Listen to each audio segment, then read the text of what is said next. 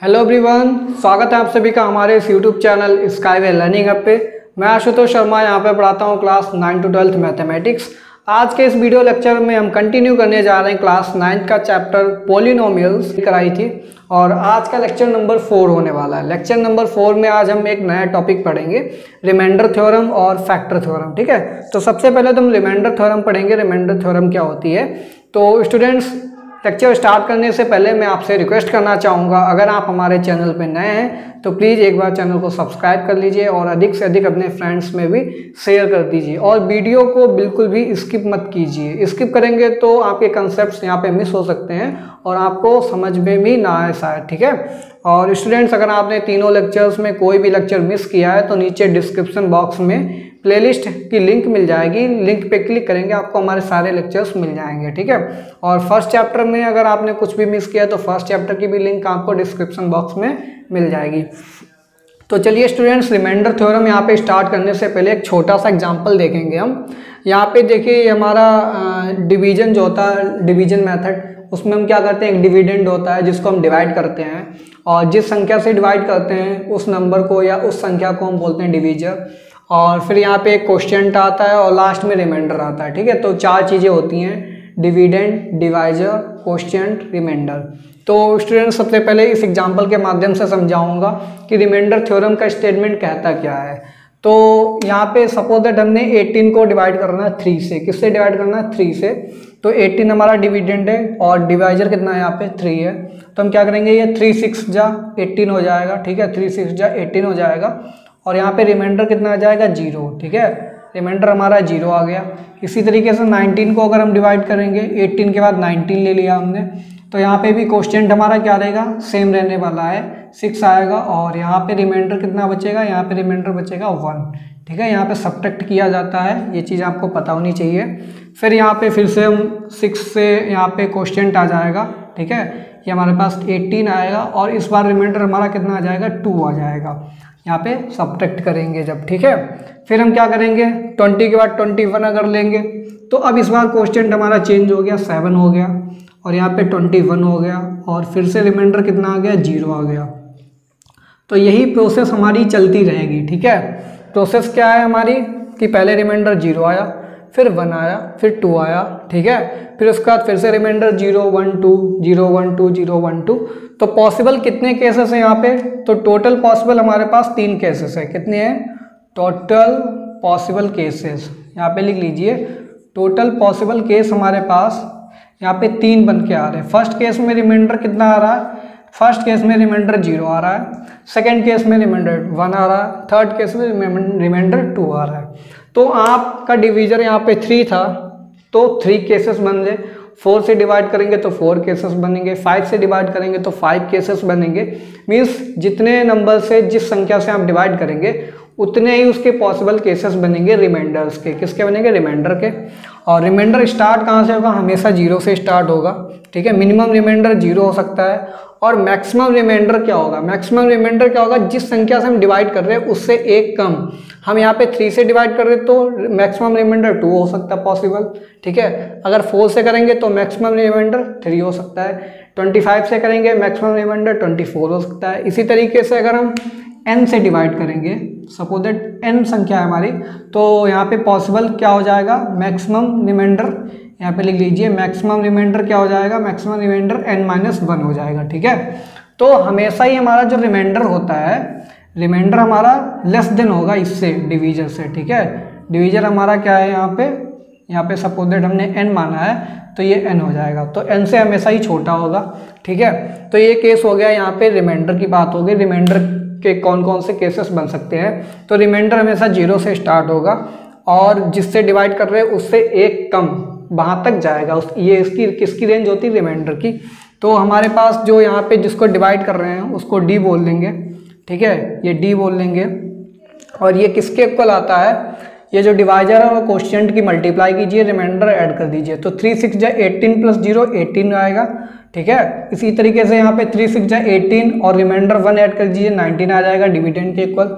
यहाँ पे डिविडेंड 20 है, 20 किसके इक्वल आएगा? 3 × 6 18 + 2 18 + 2 20 के इक्वल आएगा। यहाँ पे 21 है हमारा पास, तो 3 7 जा 21 प्लस रिमाइंडर 0, तो 21 में 0 ऐड करेंगे 21 ही आएगा। तो हमारे पास जो डिविडेंड है वो किसके इक्वल आता है, dividend equal to divisor into quotient, ठीक है, divisor into quotient plus remainder, plus क्या आता है हमारे पास, रिमाइंडर आता है। और यहाँ पे जो रिमाइंडर की वैल्यू होती है, रिमाइंडर की वैल्यू कहाँ से स्टार्ट होती है, हमारी 0 से स्टार्ट होती, 0 के इक्वल भी हो सकता है, ठीक है, 0 से स्टार्ट होगी और हमेशा छोटी होगी किससे, डिवीजर डी से, ठीक है, डिवाइजर डी से छोटी होगी। ये रिस्ट्रिक्शन होती है रिमाइंडर पे। तो पॉलिनोमियल केस में हमारे जो डिवीजर और डिविडेंड क्वेश्चन रिमाइंडर होंगे वो पॉलिनोमियल्स होंगे, ठीक है, कैसे होंगे, पॉलिनोमियल्स। तो यहाँ पे क्या हो जाएगा, यहाँ पे भाई देखिए आप पॉलिनोमियल चैप्टर पढ़ रहे हैं, तो इस केस में आपके रिमाइंडर थ्योरम क्या बोलेगी, जो कैपिटल डी है मीन्स जिसको हमें डिवाइड करना है, ये हमारा कोई पॉलिनोमियल पी एक्स गिवन में है, ठीक है, पॉलिनोमियल पी एक्स गिवन में है, ठीक है, और जिसकी डिग्री क्या है हमारे पास, जिसकी डिग्री n है, ठीक है, और हमारा जो डिवीजर है, ठीक है, डिवीजर है ये हमारी कोई पॉलिनोमियल gx है, ठीक है, जिससे हमें डिवाइड करना है। तो px को हमें डिवाइड करना है gx से। जब हम डिवाइड करेंगे तो हमारे पास कोश्चेंट मिलेगा, ठीक है, कोश्चेंट को हम रिप्रेजेंट कर देंगे qx से, ठीक है, qx ये भी एक पॉलिनोमियल मिलेगी। और जो हमारा रिमाइंडर होगा r, ये हमारा पॉलिनोमियल होगी rx, ठीक है। तो यहाँ पे इस इक्वेशन में रिप्लेस कर दीजिए। तो जब आप रिप्लेस करेंगे तो हमारे पास आएगा ये px इक्वल टू, ये px इक्वल टू क्या आएगा हमारे पास, gx, ठीक है, gx इंटू कोश्चेंट क्या है, कोश्चेंट पॉलिनोमियल यहाँ पे qx है, प्लस रिमाइंडर पॉलिनोमियल क्या है, rx है। मिनिमम डिग्री 1 हो सकती है, मिनिमम डिग्री क्या हो सकती है, 1 हो सकती है, और 1 से भी बड़ी हो सकती है, ठीक है, डिग्री ऑफ px, ठीक है, और इसकी मैक्सिमम डिग्री क्या हो सकती है, n तक जा सकती है। तो 1 से लेकर के n तक इसकी डिग्री हो सकती है px की, ठीक है। और वहीं पे अगर हम बात करेंगे gx की डिग्री क्या हो सकती है, तो gx की भी डिग्री क्या होगी, सेम हो सकती है, degree of gx, degree of gx की डिग्री भी क्या होगी भाई, 1 हो सकती है और n तक जा सकती है। मीन्स हमारी दोनों क्वाड्रेटिक पॉलिनोमियल्स हो सकती हैं जिनको हमें डिवाइड करना है, ठीक है, मीन्स जिसको डिवाइड करना वो भी क्वाड्रेटिक है और जिससे डिवाइड करना वो भी क्वाड्रेटिक है, ठीक है। तो उसकी दोनों की डिग्री सेम हो सकती है यहाँ पे। अब इस केस में हम देखेंगे रिमाइंडर की डिग्री क्या आएगी। तो रिमाइंडर पे रिस्ट्रिक्शन हमारे पास क्या लगती है, जो रिमाइंडर की डिग्री होती है भाई ये 0 हो सकती है, 0, और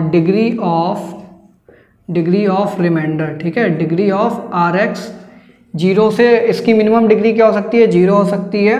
और ये हमेशा किससे छोटी होनी चाहिए, जो हमारा डिवीजर है, डिवीजर यहाँ पे gx है, तो यहाँ पे डिवीजर gx के इक्वल हो सकता है, ठीक है, लेस देन हो सकता है, ठीक है। तो स्टूडेंट देखिए यहाँ पे रिस्ट्रिक्शन रिमाइंडर rx पे क्या लगेगा, rx की डिग्री हमेशा gx से छोटी होनी चाहिए, डिवीजर जो हमारा gx है, ठीक है, जिससे हमें डिवाइड करना है पॉलिनोमियल px को। और मिनिमम डिग्री क्या हो सकती है इसकी, 0 हो सकती है। ये यहाँ पे इस केस में रिस्ट्रिक्शन हो जाती है, ठीक है, ये इस केस में रिस्ट्रिक्शन हो जाएगी हमारी, ठीक है। अब स्टूडेंट्स हम क्या करेंगे, हमने आपको सब कुछ समझा दिया, रिमाइंडर थ्योरम क्या है और उसके टर्म्स क्या है वो भी समझा दिया। अब हम क्या करेंगे, रिमाइंडर थ्योरम का यहाँ पे बोर्ड पे लिखेंगे, उसका स्टेटमेंट पढ़ेंगे, उसके बाद उस पर इम्पॉर्टेंट रिजल्ट्स क्या निकल के आते हैं उसको हम देखेंगे। तो चलिए स्टूडेंट्स हम क्या करेंगे, स्टेटमेंट देखेंगे यहाँ पे रिमाइंडर थ्योरम का। Let polynomial px of degree greater than और इक्वल टू 1, पॉलिनोमियल px है जिसकी डिग्री क्या है, ग्रेटर देन 1 है या इक्वल टू 1 है, ठीक है। Let a be any real number, a हमारा कोई रियल नंबर है, मीन्स पॉजिटिव इंटीजर हो सकता है या निगेटिव इंटीजर हो सकता है या फिर 0 भी हो सकता है, ठीक है, कोई भी कांस्टेंट पॉलिनोमियल है यहाँ पे, या रियल नंबर a है बोल लीजिए। और इफ़ px, हमारी जो पॉलिनोमियल px है, is divided by linear polynomial, हमारा यहाँ पे जो डिवीजर है वो कैसा है, एक लीनियर पॉलिनोमियल है। लीनियर पॉलिनोमियल का मतलब है यहाँ पे डिग्री हमारे पास क्या होनी चाहिए, डिग्री यहाँ पे 1 होनी चाहिए। तो देखिए x-1 में यहाँ पे हाईएस्ट डिग्री x की पावर 1 है, तो इसकी डिग्री क्या हो जाएगी, 1 हो जाएगी। यहाँ पे लिख लीजिए इसकी डिग्री क्या हो जाएगी हमारे पास, इसकी डिग्री 1 हो जाएगी, ठीक है, x-1 की।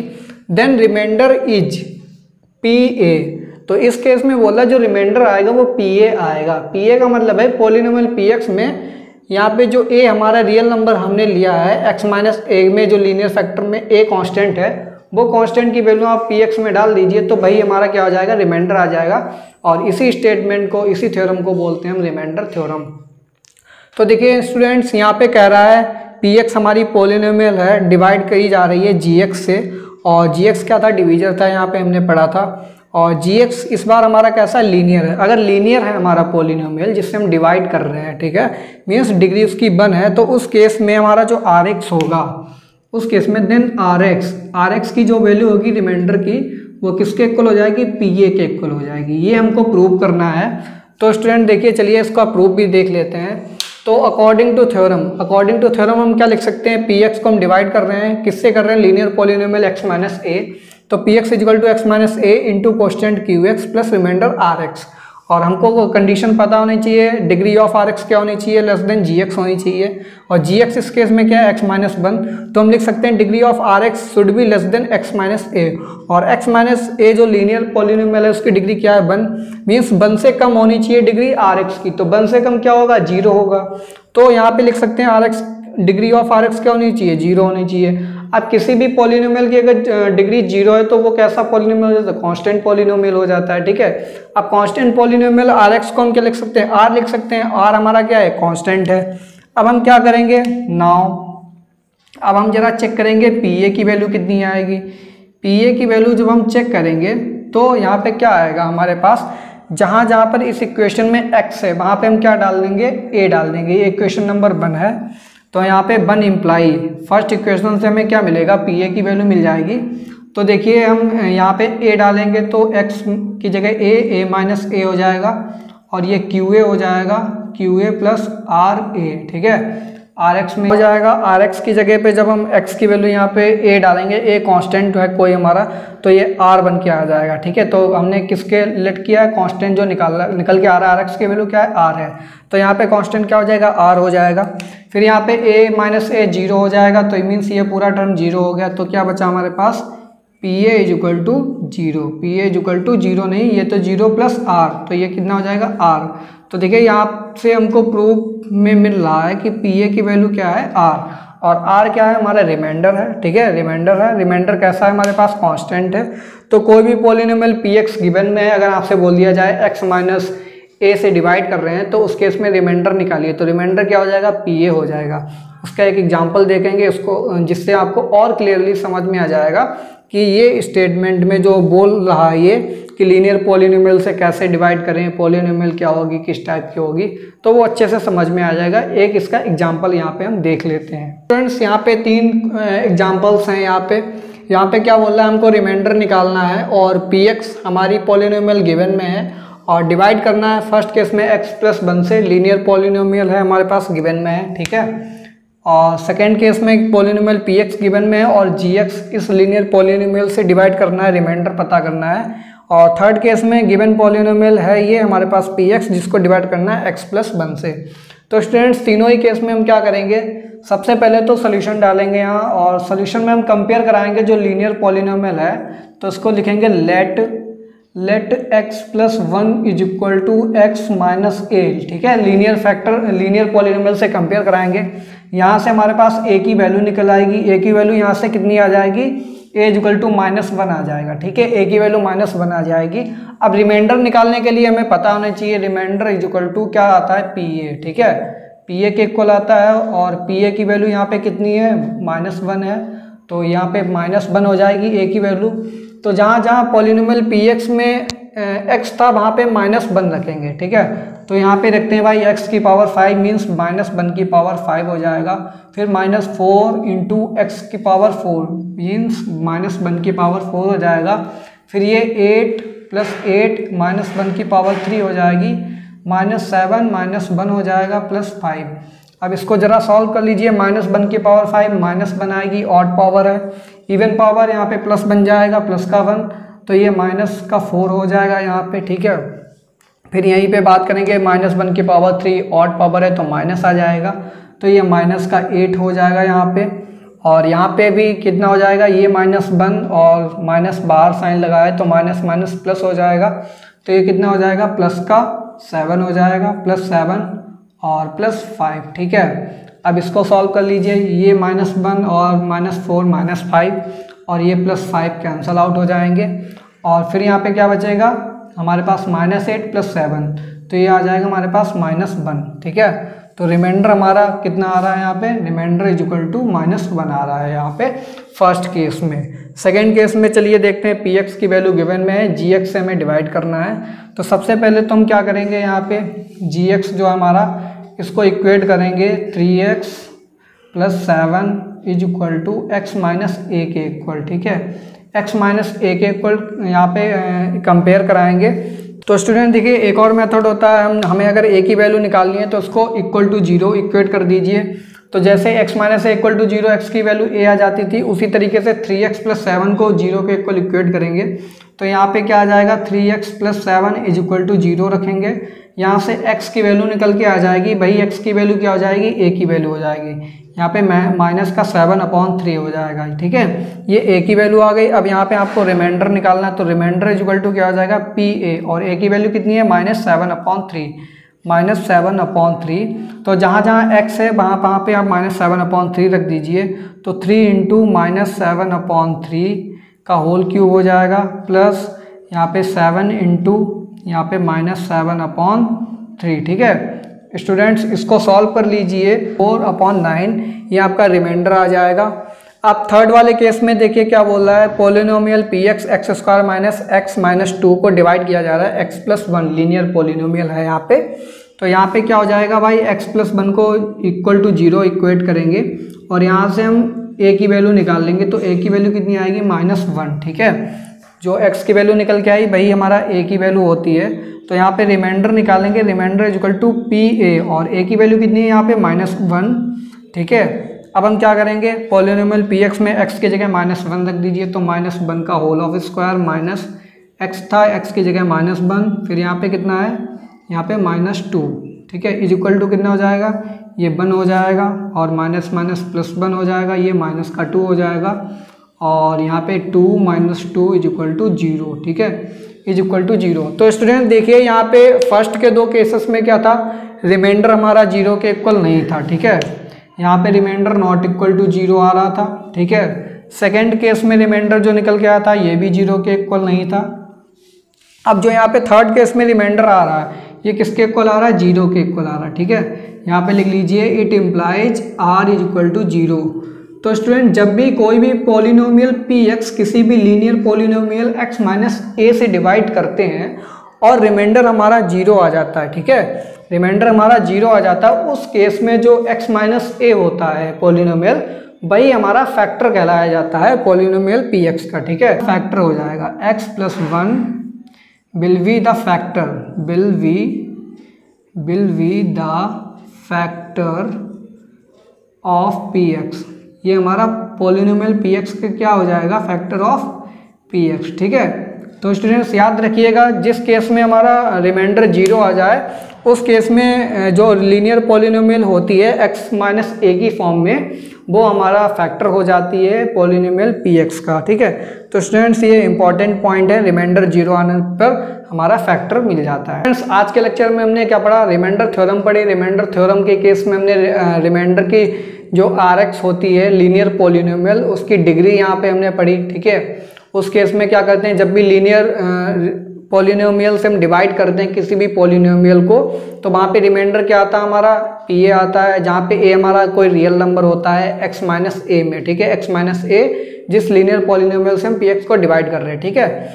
तो उस केस में हमने यहाँ पे 2 केसेस देखे, एक केस में रिमाइंडर 0 के इक्वल नहीं आता था, सेकेंड केस में हमने क्या देखा, जहाँ पे रिमाइंडर 0 आ जाए। तो जिस केस में रिमाइंडर 0 आ जाए उस केस में जिस polynomial linear polynomial x - a से हम डिवाइड कर रहे थे पॉलिनोमियल px को, तो वो x - a हमारा फैक्टर कहलाया जाता है पॉलिनोमियल px का।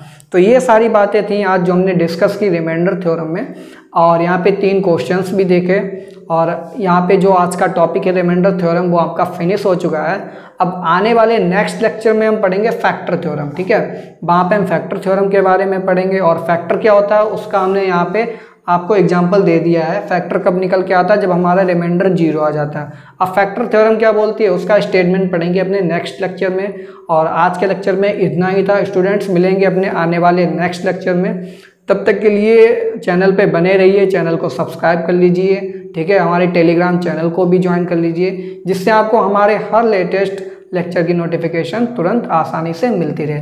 तो स्टूडेंट्स, मिलेंगे अपने नेक्स्ट लेक्चर में, तब तक के लिए thanks for watching, have a good day.